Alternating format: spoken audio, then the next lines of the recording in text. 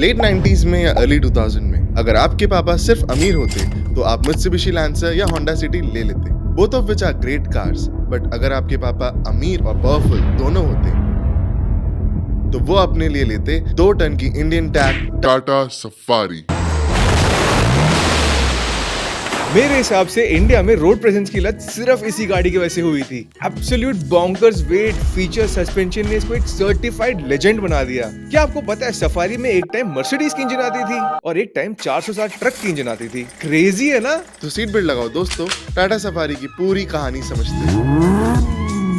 Safari की कहानी समझने के लिए इंडिया की लेट 90s सीन में चलना पड़ेगा। 1997 में हाईएस्ट सेलिंग कार थी Maruti 800, Maruti Zen and Maruti Omni along with the Mahindra jeep. मतलब मारुति ने पूरा धमाल मचा रखा था अपने नन्हे मुन्ने जापानीज ऑफरिंग्स के साथ, एंड महिंद्रा अपनी 50 साल पुरानी जीप को सक्सेसफुली बेचे जा रहा था। इसी दौर में टाटा मोटर्स की सेल गिरती जा रही थी एंड पूरी कंपनी को सिर्फ एक ही मॉडल बचा रहा था, द टाटा सुमो। सिर्फ एक मॉडल ऐसी थी जिसको सब लोग लेना पसंद करते थे due to its large size, people capacity and most importantly road presence. 1997 year को पर्सपेक्टिव में डालने के लिए आपको बताता हूँ, मारुति की सेल्स थी अप बाय 11%, महिंद्रा की सेल बढ़ गई थी बाय जस्ट 2% एंड टाटा की सेल्स कम हो गई थी बाय 1%। सेम हाल था हिंदुस्तान मोटर्स का इस टाइम में, उसकी भी सेल्स कम हो गई थी बाय 1%। सोचो अगर टाटा मोटर्स सफारी और इंडिका को नहीं लॉन्च करती तो आज टाटा मोटर्स की भी वही हाल होती जो हिंदुस्तान मोटर्स की हो गई थी, डिसकंटिन्यू।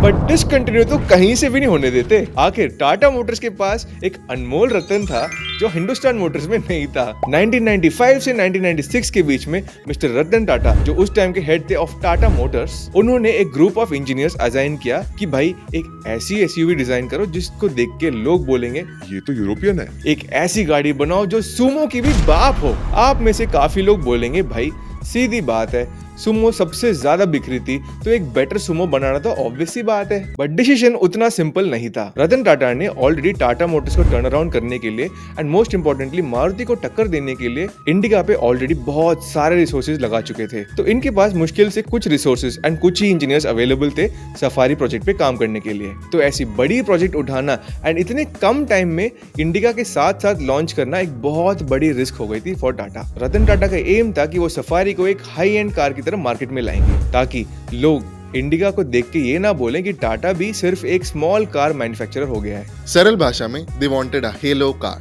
एक ऐसी कार जिसको सिर्फ ताड़ने के लिए लोग शोरूम आए एंड देन साइड में अपने बजट के हिसाब से इंडिका को खरीद लें। ये स्ट्रैटेजी एक्चुअली बहुत सारे कार मेकर्स यूज करते हैं। कैमेरो को दिखा के लो बजट कस्टमर क्रूज खरीद लेते हैं, निसान जीटीआर को दिखा के निसान सनी ले लेते हैं लोग। सिमिलरली रतन टाटा चाह रहे थे लोग सफारी को देख के इंडिका ले लें and that's the main reason for the birth of Safari. अब रतन टाटा जी ने सोचा कि भाई हेलो कार बना ही रहे हैं और ब्रांड को एलिवेट कर ही रहे हैं तो क्यों ना उसको थोड़ा स्पाइसी बनाएं। इस गाड़ी में ऐसे ऐसे फीचर्स हैं जिसको सुन के आप भी बोलेंगे।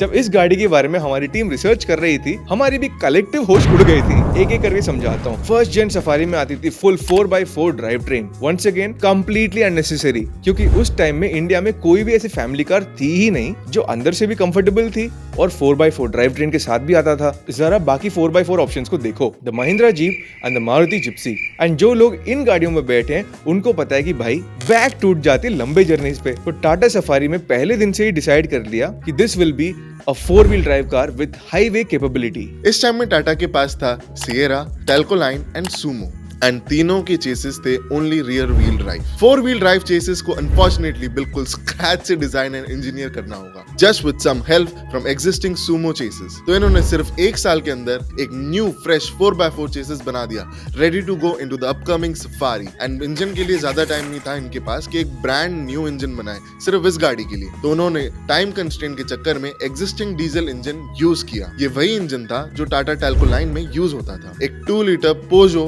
XD88 टर्बो डीजल यूनिट जो 87 bhp का पावर प्रोड्यूस करता था। ये एक इंजन काफी रिलायबल था जो सफारी को अच्छी ड्यूरेबिलिटी देता था। हाउएवर सिर्फ 87 bhp बहुत कम था for a car that weighs almost 2 tons. Power to weight ratio calculate करने का मन भी नहीं कर रहा मेरा। Anyways, first gen Tata Safari को 1998 ऑटो एक्सपो में अनवील किया and last the Safari did its job. Indica की यूरोपियन डिजाइन देखने के लिए बहुत ही ज्यादा एक्साइटेड थे लोग, बट उससे भी ज्यादा लोग सफारी की लुक और साइज देख के चौंक गए थे। जरा देखो इस गाड़ी को, उस टाइम की छोटी mountain goat, Gypsy and jeep के कंपैरिजन में ये तो कंप्लीटली एक फॉरेन कार लग रही थी। Smooth curves, road presence, full of features, hefty size, spare tires, roof rails.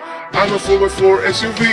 Subscribe to shift club दोस्तों। इस गाड़ी के कुछ क्रेजी फीचर्स के बारे में बात करते हैं। इसकी टॉप मॉडल में थी AC on the door, dedicated rear passenger AC blower. आजकल ये फीचर अर्टिगा में भी आने लगी है, बट उस टाइम एसी भी बहुत ही ज्यादा प्रीमियम फीचर था एंड टाटा वाले हर जगह एसी डाल रहे थे।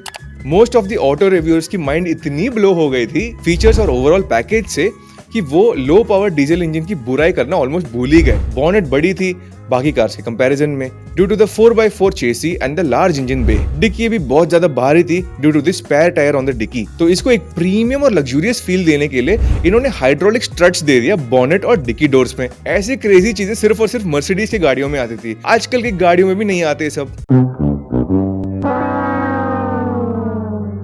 ये तो कुछ भी नहीं है। इसमें थी lockable glove box, driver seat के नीचे ट्रे स्टोरेज, जो आप सबको पता है किसके लिए यूज होती है। जहाँ मारुति में एक सिंगल कैबिन लाइट दे देते थे, सफारी में था main cabin light, driver and passengers reading light and rear passenger cabin light along with speakers in dicky area. And जो भी लोग सफारी को तारते थे सबको पता था उसमें थी एक बहुत ही हॉट लुकिंग रियर स्पॉइलर। मतलब ये एसयूवी में स्पोर्ट्स का रियल मतलब दिखाता। And that bulky roof ending जो पक्का लैंड रोवर डिस्कवरी से इंस्पायर्ड था।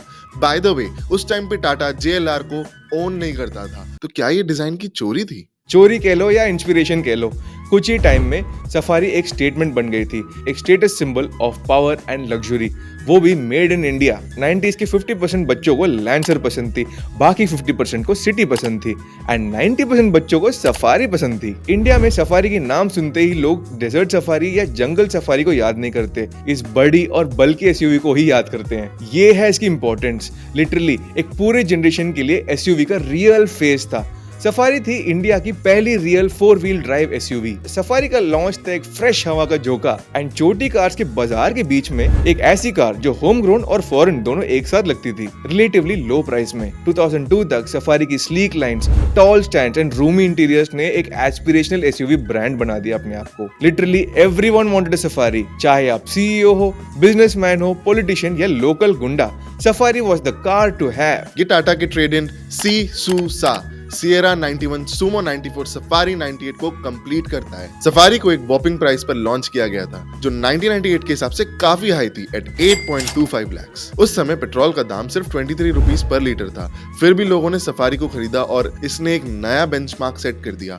4x4 batch, hardcore off roading chases and massive ground clearance ने सफारी को एक कंप्लीट ऑफ रोडिंग पैकेज बना दिया। सफारी को स्पेशली डिजाइन किया गया था ऑफ रोडिंग एडवेंचर्स और रगेड टेरेन्स के लिए, जो उसे अपने कॉम्पिटिटर से अलग और यूनिक बनाता था। ये गाड़ी अपनी स्ट्रॉन्ग बिल्ड क्वालिटी और इंप्रेसिव ऑफ रोडिंग कैपेबिलिटीज के लिए हमेशा फोकस पे रहा है। पहली जेन सफारी इतनी पॉपुलर हुई थी कि अगले साल ही इसको यूके में भी एक्सपोर्ट कर दिया। ये इंडियन ऑटोमोटिव इंडस्ट्री के लिए एक प्राउड मोमेंट था, क्योंकि पहली बार एक made in India 4x4 SUV को इंटरनेशनल मार्केट में भी पहचान मिली थी। सफारी का एक्सपोर्ट ग्लोबल मार्केट्स में टाटा मोटर्स की एसयूवी एक्सपर्टीज को हाईलाइट करता है। एंड उसका क्या हुआ जो वीक इंजन था सफारी का? मैं बताता हूँ। सफारी की इंजन की कहानी बहुत ही ज्यादा क्रेजी है। 2003 में टाटा ने सफारी के अंदर एक completely new 2.1 litre petrol engine भी डाल दिया, जो प्रोड्यूस करती थी एक पंची 135 bhp of peak power. And इस इंजन की खास बात ये थी, this red line at N insane 7000 RPM। ये क्या कर दिया टाटा ने? स्पोर्ट्स कार थोड़ी बनानी थी, बट काफी लोगों ने crazy low mileage and petrol होने की वजह से इसको नहीं लिया। तो टाटा ने सुना और जवाब दिया with a monstrous Mercedes based 3 litre direct injection common rail engine, also known as the Dicor. 2005 में टाटा ने सफारी डाइकॉर को इंट्रोड्यूस किया in the market with a lot of cosmetic changes and a massive engine upgrade. ये नई Dicor engine produce करती थी एक respectable 115 bhp of peak power, but diesel होने के नाते एंड मर्सिडीज होने की वजह से इसकी पीक टॉर्क थी a very strong 200 Nm, no 250 Nm, no 300 newton meters, literally unheard numbers थे उस टाइम के लिए। पेडल में पैर रखो तो ऐसे लगता है कि पूरी धरती हिल गई नीचे से। एक और क्रेजी फैक्ट है डाइकॉर इंजन का।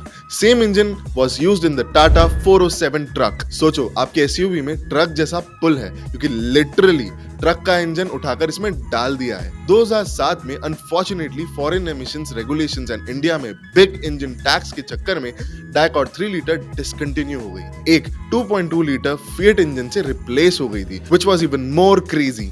पीक पावर थी 140 bhp, टॉर्क थी 320 न्यूटन मीटर टॉर्क। हाउएवर लोग अभी भी 3 लीटर डाइकॉर को ज्यादा पसंद करते थे because there was no replacement for displacement. बड़े इंजन की फील हमेशा अलग ही होती है। इंडिया की जनता पागल हो गई थी सफारी के पीछे। हर मूवी में इसकी अपीयरेंस होना जरूरी था एंड इसके पावर से अत्यंत खुश थे लोग। माइलेज की बात कोई दूर दूर तक नहीं करता था because this was the Tata safari, the macho SUV and real man don't talk about mileage. तो सिर्फ 4 सालों में टाटा ने सोचा कि भाई बहुत हो गया, नई मॉडल लॉन्च करने का टाइम आ गया है। 2012 में लॉन्च किया Tata Safari storm. Safari storm में काफी सारी नई चीजें आ गई थी जो इसे टाटा सफारी डाइकॉर से थोड़ी अलग बनाती थी। Every piece of body panel was very different. सबसे पहले सफारी स्टॉर्म के फ्रंट और रियर लाइट्स बिल्कुल नए थे, नए ग्रिल एंड रीडिजाइन बम्पर्स थे, जिससे ओवरऑल अपीयरेंस थोड़ा मॉडर्न बन गया था। बट सबसे सिग्निफिकेंट चेंज मेरे लिए ये था कि रियर स्पेयर टायर को डिक्की डोर से हटाकर नीचे ले आए, जिसकी टेल गेट कंप्लीटली न्यू थी। बट बहुत लोगों के लिए The absence of the legendary spare wheel was not acceptable, जो सफारी का एक आइकॉनिक फीचर था। और इंजन की बात मैं नहीं, भाई बताएंगे। अगर आपको डाइकॉर इंजन पसंद था तो अगले इंजन से प्यार हो जाएगा। सफारी स्टॉर्म के लुक्स के साथ साथ एक न्यू इनसेन इंजन भी आया, the all new 2.2 litre variable turbine, electronically controlled direct injection common rail engine also known as the Varicor was introduced, जो प्रोड्यूस करती थी the same insane 320 newton metre of torque but with a slide bump in with the power of 150 bhp at just 4000 rpm and peak torque आती थी और भी जल्दी at just 2000 rpm। इससे Safari की पुल और पावर और भी लेजेंडरी हो गई। एंड देन टाटा ने एक ऐसी अनएक्सपेक्टेड इंजन ड्रॉप किया जिसने सबकी होश हिला दी, the Varicor 400 with a massive ship level 400 newton metre torque. Literally इतना टॉर्क के साथ मैं अपने पूरे घर को खींच सकता हूँ। 2017 तक Tata Safari Dicor and Tata Safari Storm side by side बिक रहे थे। सोचो डाइकॉर जिसकी डिजाइन 1998 में बनाई गई थी, ऑलमोस्ट 20 इयर्स आराम से चल गई थी with a huge fan following. That is a mark of good design. But इसको 2017 में डिसकंटिन्यू कर दिया था एंड 2019 में BS6 नॉर्म्स के चलते टाटा सफारी स्टॉर्म को भी डिसकंटिन्यू करना पड़ गया था, क्योंकि सेल्स इतने भी नहीं हो रहे थे एंड लोगों को नकली एसयूवीज ज्यादा पसंद आने लगे थे एंड वो रियल एसयूवीज को भूलते जा रहे थे। एंड पुरानी सफारी स्टॉर्म पे एक नया इंजन डालना, नया चेसी डालना was financially too risky. Plus 2012 में रतन टाटा स्टेप डाउन कर चुके थे टाटा मोटर्स की टॉप पोजीशन से, so there was no one to save the Safari. तो ये थी दोस्तों सफारी की कहानी। हाँ, 2021 में 7 सीटर हैरियर लॉन्च हुई थी सफारी नाम से। जब 2021 में ये गाड़ी लॉन्च हुई तो 2 तरीके के लोग थे, नॉर्मल लोग और पुरानी सफारी ओनर्स, जो बहुत अपसेट हो गए थे इस गाड़ी से। Look how they massacred my boy. हमारे मानने में सफारी है ही नहीं। It's a monocoque soft roader, basically jacked up hatchback, not a body on frame rugged SUV. तो उसको इस वीडियो में डालने का कोई सेंस नहीं बनता। वीडियो पसंद आया तो लाइक करो दोस्तों। ऐसी और कूल वीडियोस देखने के लिए सब्सक्राइब टू शिफ्ट क्लब।